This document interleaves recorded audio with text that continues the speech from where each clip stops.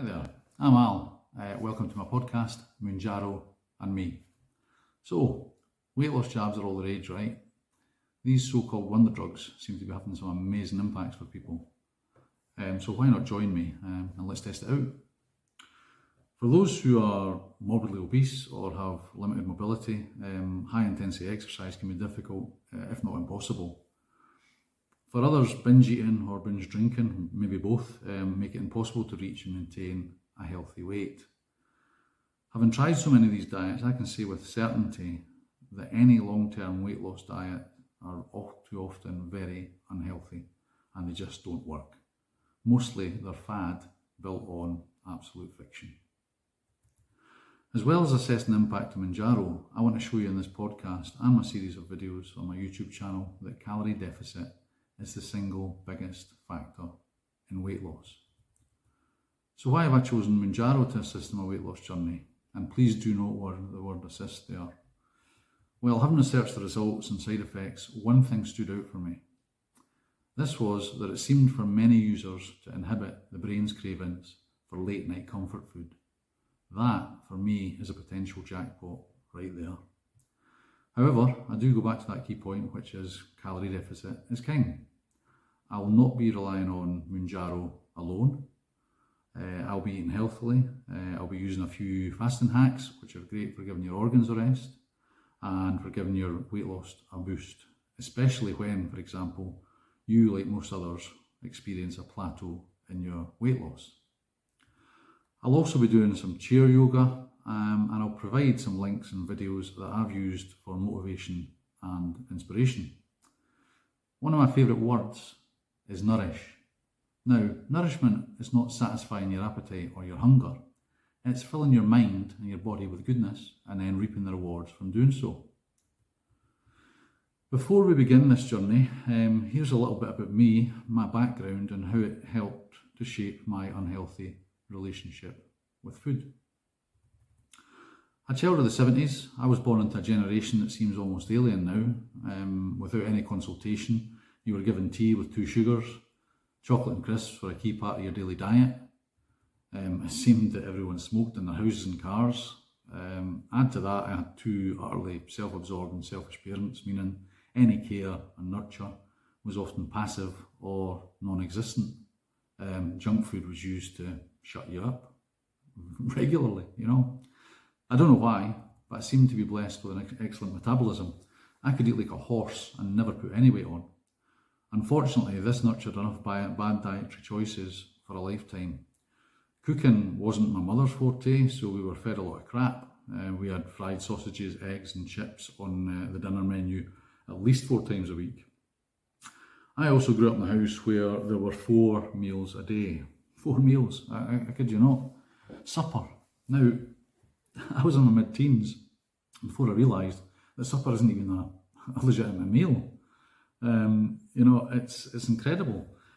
Supper was often toast and cheese or jam, or breakfast cereal covered in sugar, eaten at a time when your body should just not be consuming food. I would develop hemorrhoids by the time I was 9 years old. That couldn't have been normal. Never ate vegetables until I completely lost my sense of smell, having developed chronic sinusitis as a 14-year-old. My sinusitis was also heavily linked to a poor and inappropriate diet. Blessedly, I had the small epiphany that if I couldn't taste anything, I might as well eat things that could and should be good for me and perhaps aid recovery from the ailment. After surgery, my taste buds returned and I found that I now loved vegetables, which is just as well because in the not too distant future, I would be giving up meat. Being very active always seemed to me when I was younger that I could consume all the junk I wanted and it wouldn't have any impact on my weight. And it didn't for a long time, but it was in the post. At 14-year-old, I would also discover the joys of alcohol. Now, my relationship with alcohol was destined to be unhealthy. I saw it as a means to impressing my friends, to impressing girls, and particularly to impressing my father. But my daddy issues are a whole other video. So back to my relationship with food. Age 21, I had a catastrophic knee injury which led to 3 surgeries. I was on crutches for a year and a half. And this of course meant that my exercise levels were reduced by 95% at least, you know. At this age, I was also to become a father for the first time, and I also stopped eating meat. For the latter, and as to why, I'll make a separate video on that alone. So if you are enjoying this so far, please subscribe to my channel, click the bell icon, and that will make sure that you'll receive a ping when there is any new content available. If you do enjoy the video, please give me a thumbs up and a share, always appreciate that. My sales job meant I was on the road a lot. I mean literally, as I was driving probably an average of 100 miles per day. This sedentary life, coupled with unhealthy eating patterns and choices, including up to 5 takeaway meals a week, was to take a further toll on my health. I ended up with a stomach ulcer, and I had 2 surgeries for hemorrhoids. That was a pain in the arse. And this all before my 26th birthday. Something had to change, and it did, in fits and starts. I started swimming because it was low impact, and it didn't really exacerbate any of the problems I had with my knees. I also started to cut down dramatically on processed foods. Now, with a meat-free diet, you would imagine that things in the weight department ought to have been taken care of themselves. However, I was blighted by another curse, and one that I still battle with today, and that is portion control. If you eat too much of anything, you're not going to lose weight. Calorie deficit is king. I used to joke that I was the world's fattest vegetarian. Inside though, I can tell you, I wasn't laughing.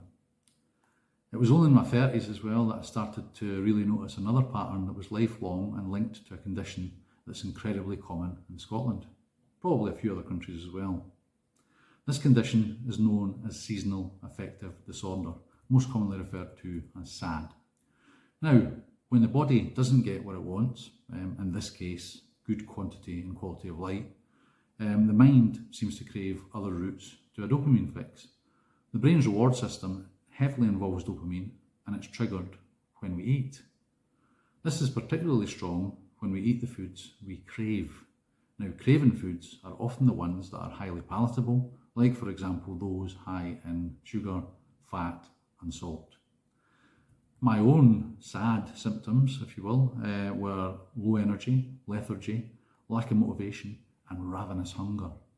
Now, I could eat a large portion of food and my brain would still try to convince me that I was starving when I could not possibly be starving. It was craving. Now this craving would turn into greed and often late night snacking or general binge eating of crap. And now, you know, over 5 to 6 months of the year, this is just not sustainable. So it's little wonder that my weight would easily fluctuate by 3 to 4 stone over the course of a year. The old adage though is so true. It is much, much, much easier to put weight on than it is to take it off, particularly if you're exercise limited and you find that the darker winter months are a struggle. Do bear in mind, however, that exercise only accounts for about 5% of weight loss potential. Once again, calorie deficit is king. Now into my 50s, I'm determined once and for all to achieve permanent change by getting to and maintaining my ideal weight of 13 stone. I plan to get down to 12 stone, then to bulk back up in a healthy and managed way to reach that optimum 13 stone.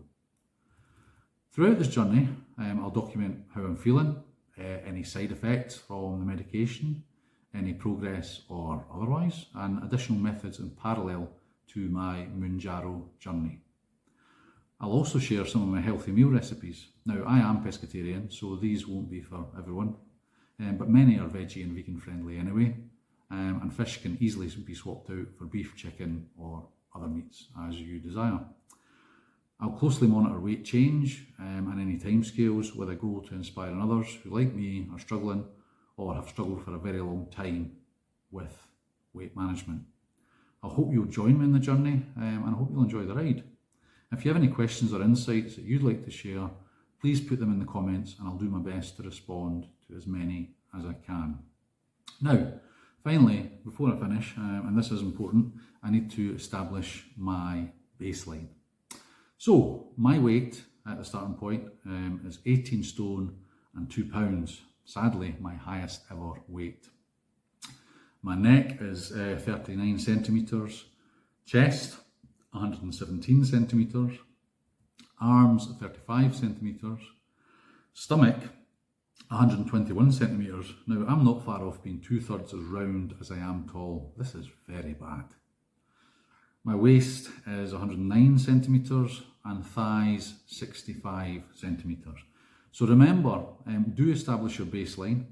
If you're very overweight, it shouldn't be difficult to lose a stone or two, but the deeper into your journey that you go, the tougher it can get.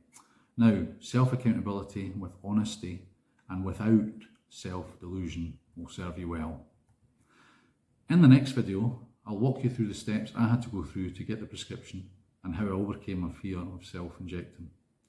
Remember, to receive the alerts for future content, click the bell, and if you've enjoyed the start of the journey, please like and subscribe, and I'll see you on the next one. Meantime, drink plenty of water.